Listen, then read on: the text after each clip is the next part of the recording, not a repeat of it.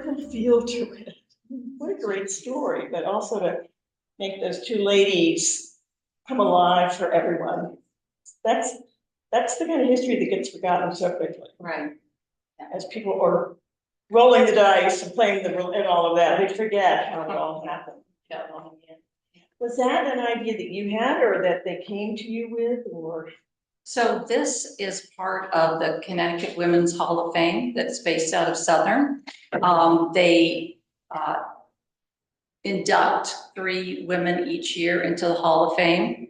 And so this was one of the stories about 2 women who are being inducted.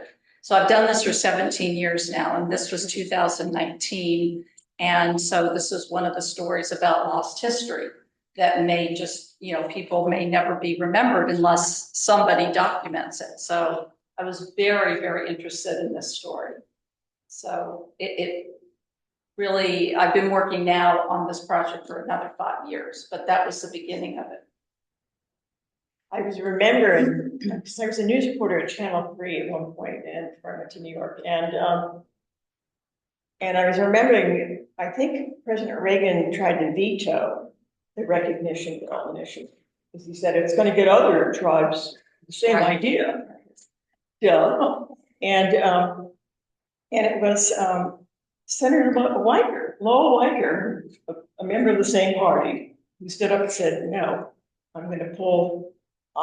We will override the veto." And so then suddenly the White House went, "Oh, okay, let's do a deal." And they made it happen. But it's all the different challenges that those ladies had to go through, and in addition to living with copperheads. Right.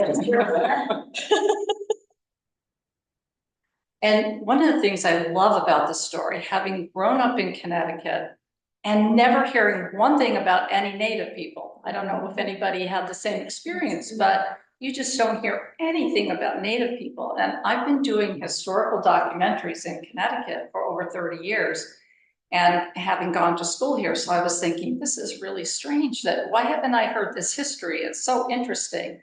And so I decided that I really wanted to do a bigger project. So I went ahead and wrote a grant to Connecticut Humanities and got a planning grant to begin to see, is there a place for a larger documentary? Wouldn't you like to see more about Native people in Connecticut after seeing that? And so they gave it to me, and so it ended up being just a little harder than you might expect, because there's not a lot of, trust in someone from my background coming in and wanting to know more about, these different communities. So, so it took 5 years and another planning grant. And eventually I'm now working with all 5 tribes. So on a larger project that I did. So 5 years to get the tribe to feel comfortable?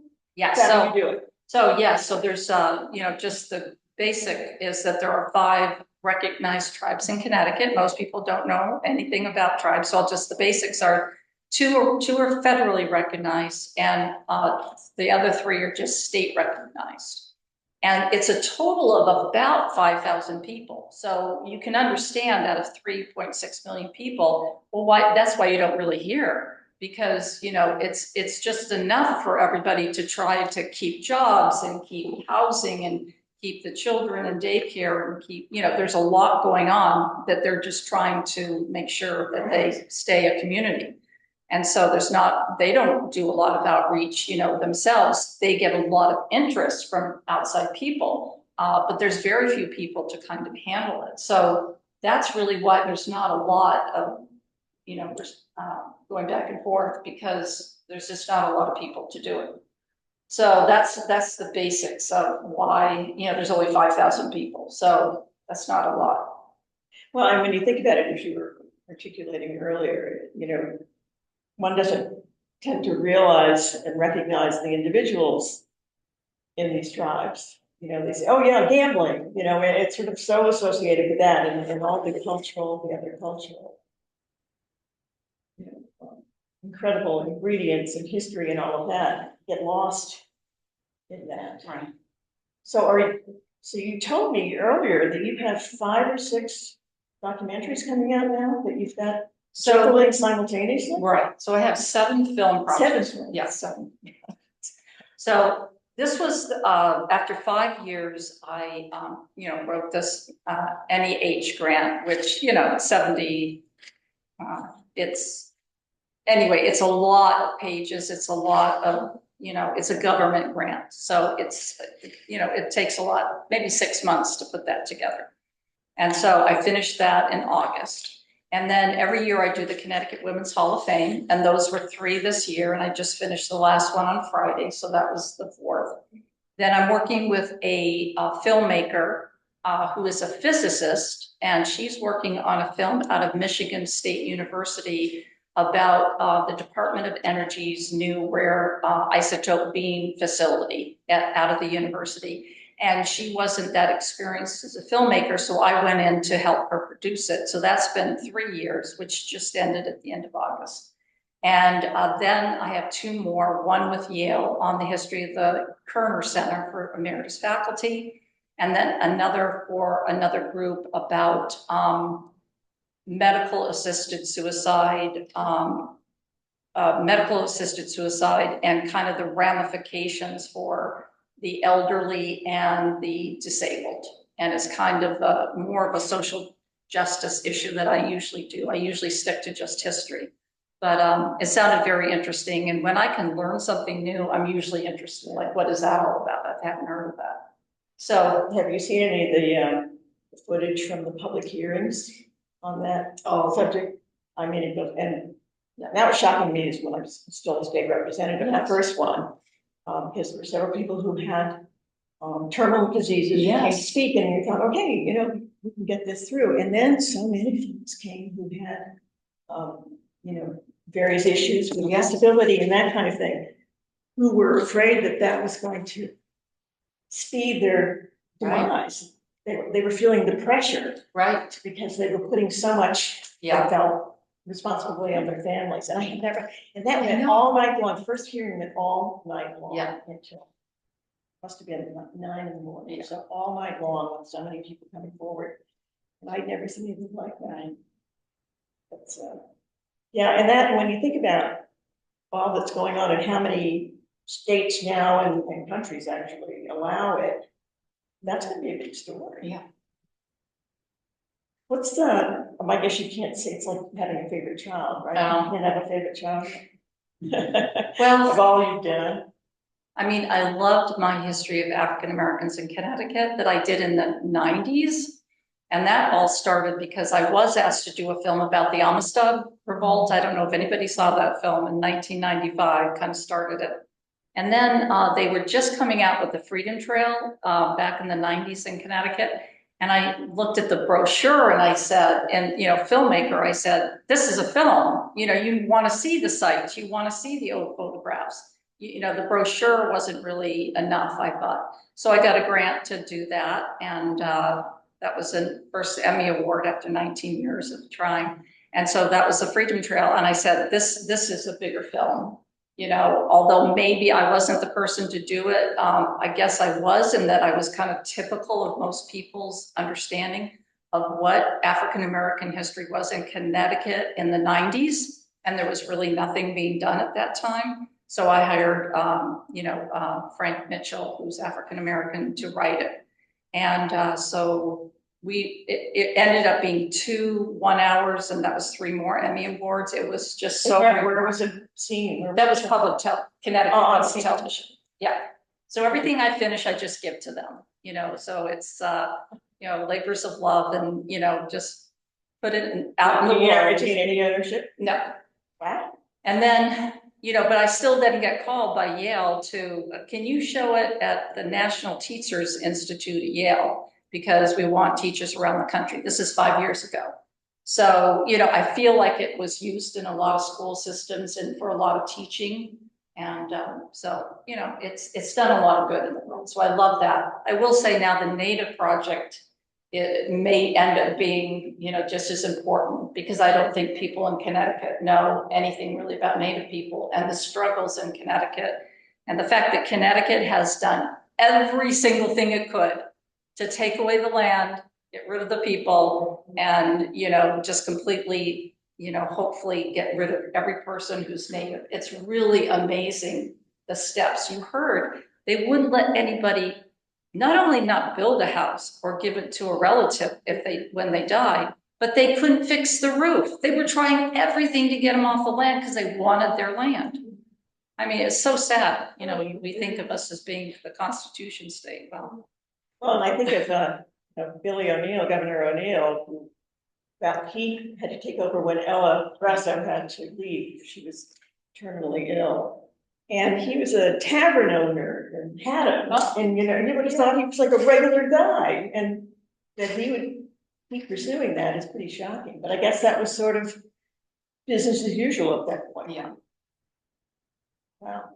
And did that impact other tribes around the country in terms of federal recognition? I mean, did that help sort of get the ball rolling? The history is so interesting of the whole of this, because there were so few tribes people left in Connecticut that there was no federally recognized tribes. The federal government only did that with Western tribes that they needed to make treaties with because they wanted their land. They had already kind of done whatever they wanted in Connecticut. So they felt that, the federal government now has to make a treaty because they really want all that land, so they'll make a treaty.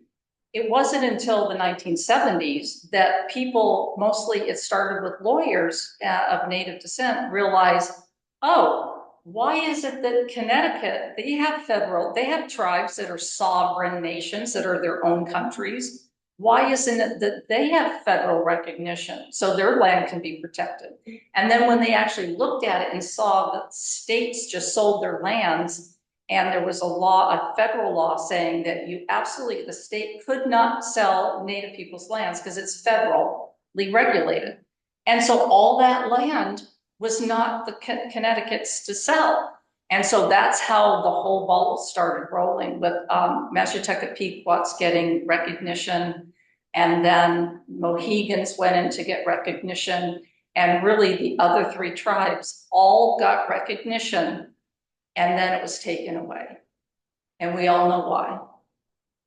And do you know why? No, tell me. So because both the tribes didn't want any other casinos and the legislature didn't want any other casinos, because they had real claims to the land, like much of Bridgeport, and they could have opened their own casinos. So after 3 years, they took their recognition away.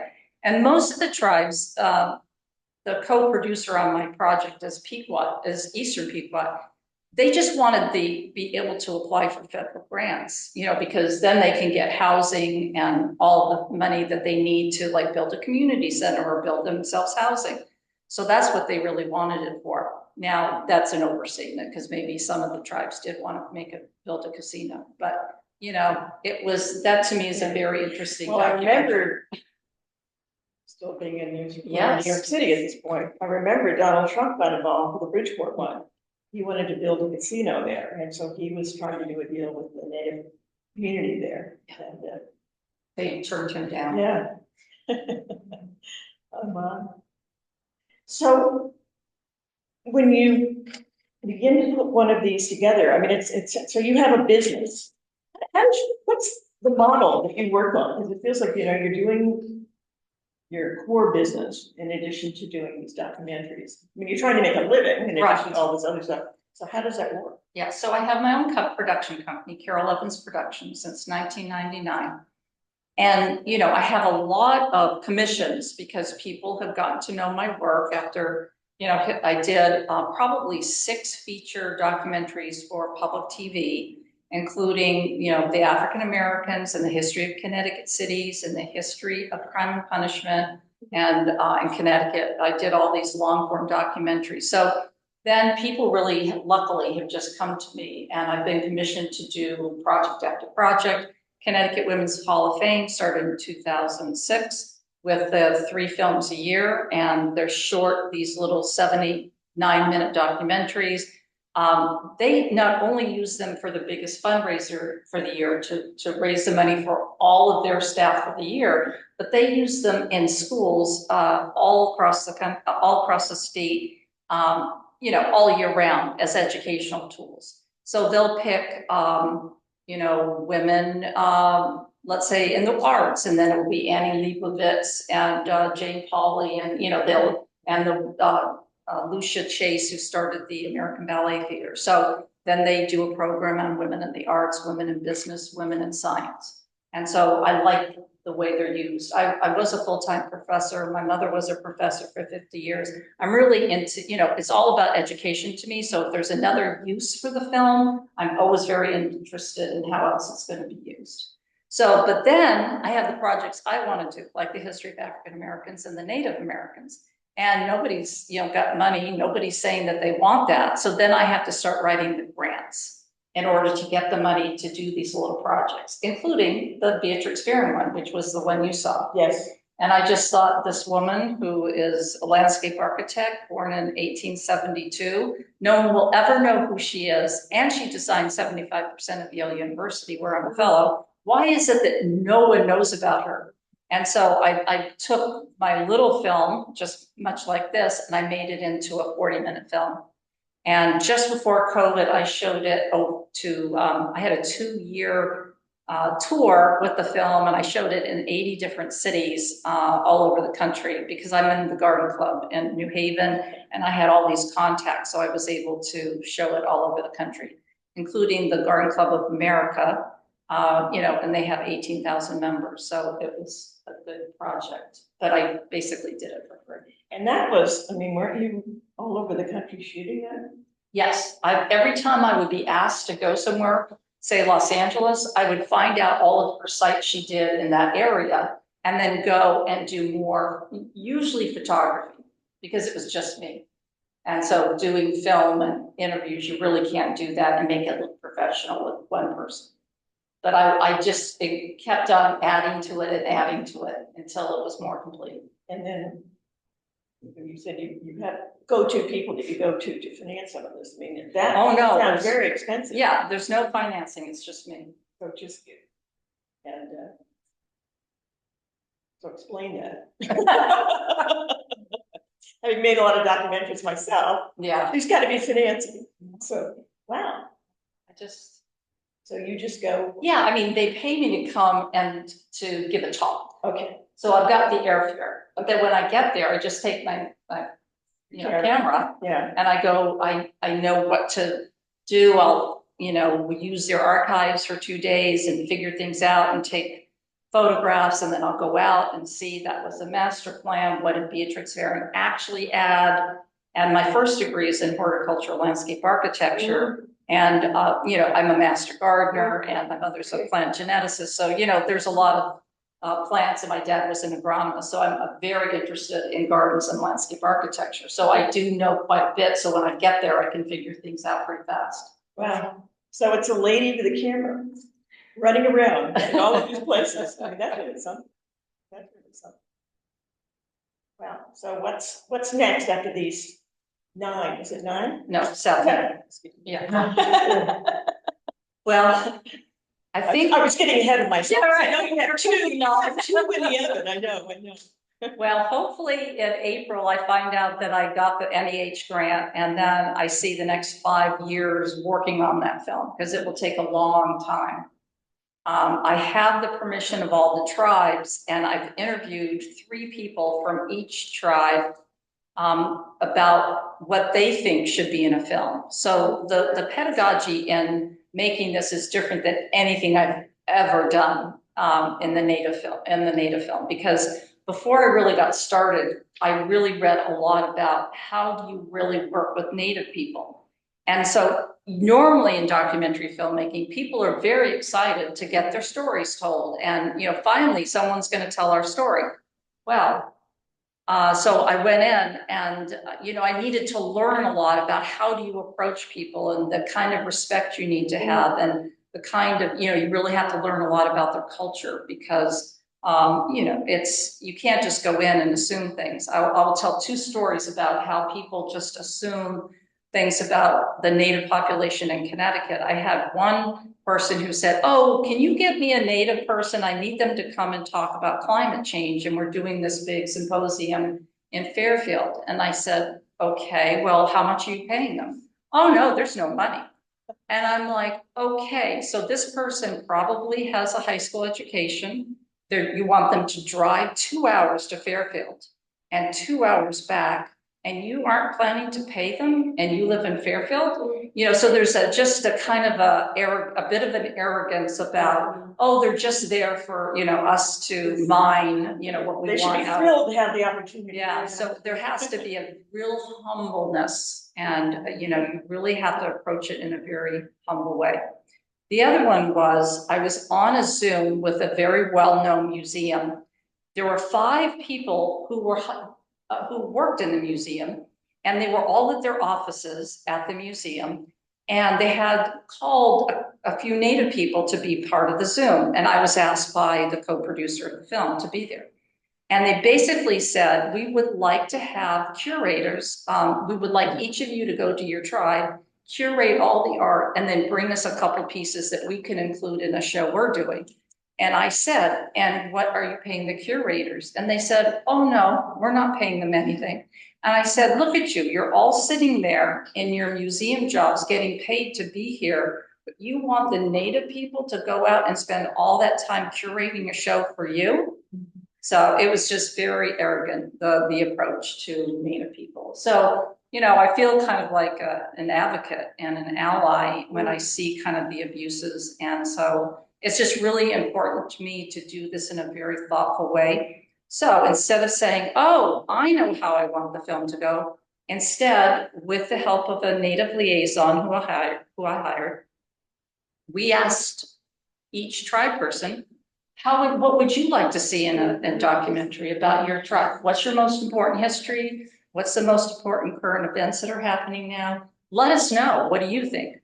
So that's unusual in a documentary. Most documentary filmmakers have some passion that they want specifically to find out, how are the women treated, or how were the children treated, or how was the trauma of the war? And so you just have to be completely open to anything anyone told you. So that was different. Then I was insistent from the beginning when I first made the first grant that everybody I talked to would be paid. Documentary filmmaking never pays anybody. And so it's kind of almost in our culture against our Western journalist sensibilities that you're not to pay people to be interviewed, because in that sensibility, it looks like pay for play, but not in a Native sensibility. They would be honored to do an interview, and they're honored not to be paid because they want to do it. But the reality is they're driving buses. That's their job. So, to say, oh, take time off your job and to come in and to spend your 2 hours with me. So I made sure everybody was compensated.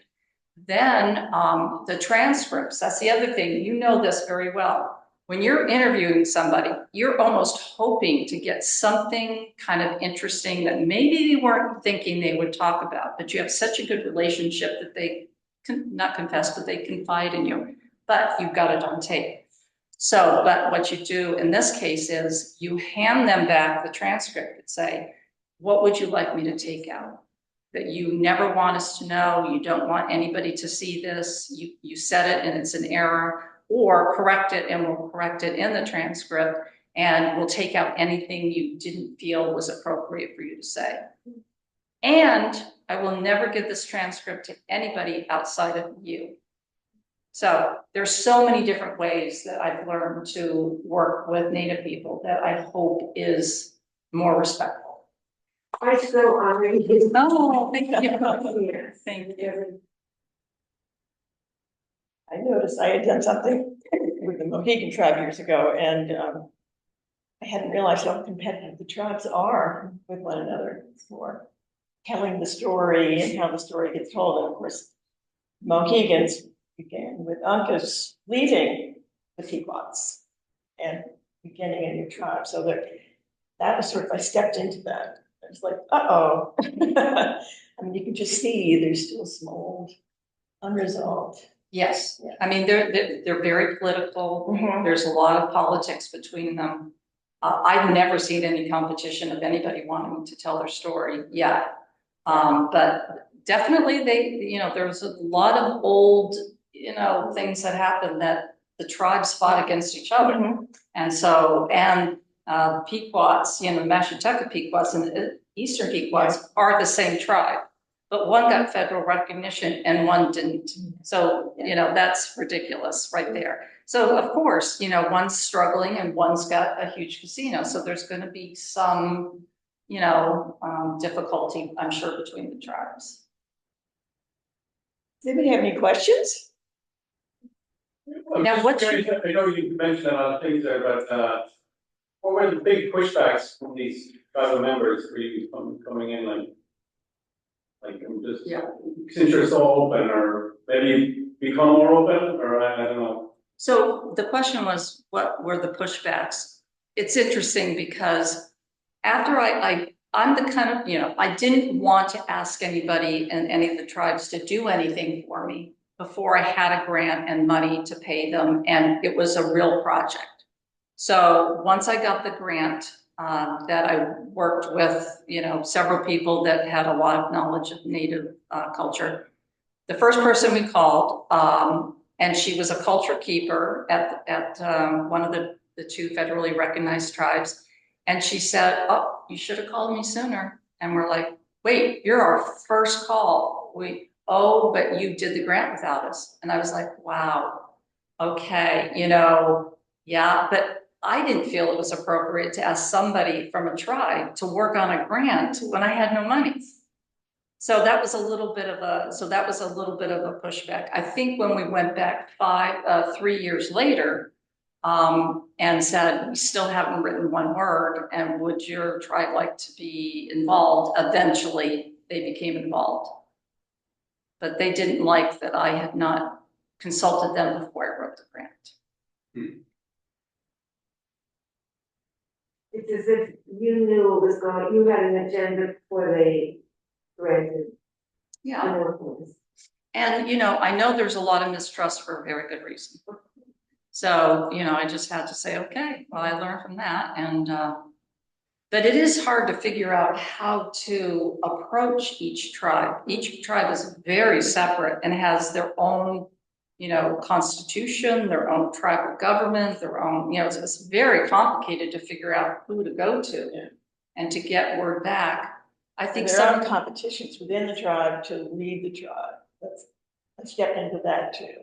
So a tribal, he was the head of the tribe. Yeah. But I could see that he stays remembered. I was like, whoa. I mean, you can really just see it sort of, but you step in the middle of it before you kind of figure it out. Yeah. So there's factions. The Scatticokes separated, I'm trying to remember if it was 73 or 86, but they separated into two factions. So yeah, so they're always, but they're monarchies. So the family, you know, whoever family was the, you know, the king, the chief, their line continues down, it continues, and nobody else can get in. So they are monarchies. And some of the misconceptions is, well, why aren't they getting back to me? Well, because it's a whole system you have to get through in order to understand, you know, who's in charge, because you may ask somebody, but then they have to ask the tribal council, and they just met, so it'll be another month. And then they bring it up, but they table it. So it's 2 months before you hear back. And it's because they're trying to get consensus that they are able to talk with you or who should talk with you. So it's not that, you know, I kept hearing from other people, oh, it's Indian time. Well, no, actually, people are just trying to get to the right people and get you a real answer. So that was a misconception about what is really going on. Can you tell that part of the story? Which part? The part of, you know, the administration, the monarchy quality of that. When you're doing any of it. I mean, I'm just thinking. Oh, yes. So the plan is. I mean, it feels important to yes. really tell how the structure works. Right. And so how it will come up naturally in the documentary is that they might, you know, the Mohegans and you know, Uncas is very important, and he did leave the Pequot tribe. And so when they talk about the structure of their government today, then we'll have somebody who is a historian or native or non-native talk about that, that structure, and then how the federal government came in and said, you can't be federally recognized until you have a constitution. So we'll get to some of the structural things, but through stories of today, you know, that people bring up today. Well, I'm just curious, and you may have already stated this and I missed it, but when was the seed planted for you? Was it because of a film you wanted to make and that you would do it on this subject, or when did your passion begin? Because you clearly are passionate about it. Yes, I think it's when I was asked to make the film that we just showed. I just showed on the Pequot sisters who saved the reservation. So once I worked on that film and realized how I knew nothing about, you know, the history of Native people in Connecticut, and I grew up here, was educated here, then I thought, you know, this, and plus how unjustly treated. I think documentary filmmakers usually have something about justice that they feel compelled to do, because this is not easy. You know, it's 5 years and I don't even have a film yet. So that was the genesis. I'm curious also, considering the money, you know, on both casinos or whatever, like, have both tribes not figured out that if they want to tell their story, that this will be a film or whatever, they could make their own documentary like that, and, or that's not on the radar to get their story out, and they have the, you know, obviously the financial wherewithal to do it. I'm just curious. Oh, there's just no interest in that. Yeah, so the question is about doing their own documentary. Well, a couple of things. With the 5,000 people, I have not found anybody who is a documentary filmmaker, has any, you know, background making a documentary. So, in fact, as a professor, and I used to have students that I would mentor, I have been asking for 5 years, if there's anybody who is a Connecticut native who wants to work on the film, I will teach you how to make films, and then you can go off and then make all the films you want. So I've been saying that to all the tribes for the 5 years, and nobody has taken me up on it. So, you know, I would love to teach the next generation. So one, there really isn't anybody here who would be making a documentary film. The other thing is, it's very odd that in the PBS system, so this is all of public TV, a tribe really can't, it just doesn't even sound possible. But the model was always, it would look like, for instance, when I made the film about the Amistad Committee, the Amistad Committee commissioned me to do it. So national PBS, as much as they wanted that film, because Steven Spielberg's film about the Amistad came out 2 years later, they really wanted my documentary. But because it had been funded by the Amistad Committee, they thought this was some group that was trying to promote the Amistad, and all it is, my documentary was just a straight educational documentary.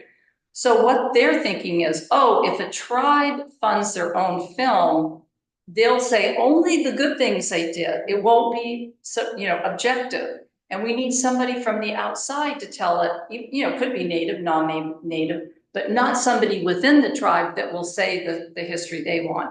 That to me seems like an old model now, and it seems ridiculous, because I'm sure there's plenty of people who can tell wonderful stories that will be objective, but that still seems to be the model with public TV. So we're in a weird time right now where things have got to change, because people are perfectly, you know, capable of, you know, making their own films. It just, we haven't quite gotten there yet. And I just thought, you know, I have over 30 years of experience, and I could just bring all the crew together, and everyone working on this except for me is non-native. So I mean is native, sorry, I'm the only non-native person. So, you know, I can assemble everybody because I know how to assemble people. And then, you know, and I'm even hiring somebody else to do the questions so that people feel more comfortable with the native person. So anyway, you know, I do think there's ways, but we're at an odd time right now in making documentary films. I'm really impressed that you've done as much as you have done with it. And also, the films that are in the museums. What's your take on those versus what you've done? Okay, so the massacre one? You know, I saw it when it first came out. So what was that? You know, it's been too long for me to comment on it. I haven't seen it recently. I do think it was a bloodbath that they, describe it as. I don't know, do you remember it well? I sort of haven't seen it in a lot. Yeah. But I've seen it a lot of times. Yeah. Like, for instance, do they mention that the Mohegans were actually killing them as well? Yeah. Because the Mohegans and the English actually were the ones killing. Touching on Did they mention that in that movie? Well, if you read books on it, it's all together. Right. Right, but I don't know if that movie specifies that or not. No. Yeah. I guess, Yes. it's so vague in so many ways in terms of only that they depict. And it's nice to know that there's others out there and I'm surprised that they don't hold more of what you're doing, for others to see. Well, and when you think about it too, because that's why Uncas left, because he wanted to work with the Brits. Yeah. He wanted to have relationships with the Brits who were killing, his tribe. And so, I mean, that was, when you really look at it like that, because nobody really tells us. That's like your family turning on you. And he took a lot of sachems with it. So he took a lot of very wise people, young, aspiring, ambitious folks to create the new tribe. Yeah, and everybody's history is complicated, and I think you've just got to be really honest with the history and, tell it all. You can't just tell just the good parts, you've got to tell. But this may be the first film of many, because I feel like once I do one and they understand that I'm going to be just and fair and it's going to be their voices, then we might get into other issues, because you really can't do a film about 12,000 years of history and 5 tribes, and there's really 13. It's the least amount of tribes we had, like the Quinnipiacs that are, that were here in New Haven and Brantford. So there's a lot more films to be done in the future. Well, I mean, there must have been a lot of more pivotal moments along the way in the history of all these tribes of, kind of live or die moments that would be interesting stories in and of themselves. Wow. So your next 30 years, you're all taken care of. Any more questions? Well, thank you for, did you want to say something? It's a wonderful film, and it's so great to see these ladies. How brave they were, and how brave their young family members were to come and put up, trailers and stuff to live on when they were warned not to. I know. Very great.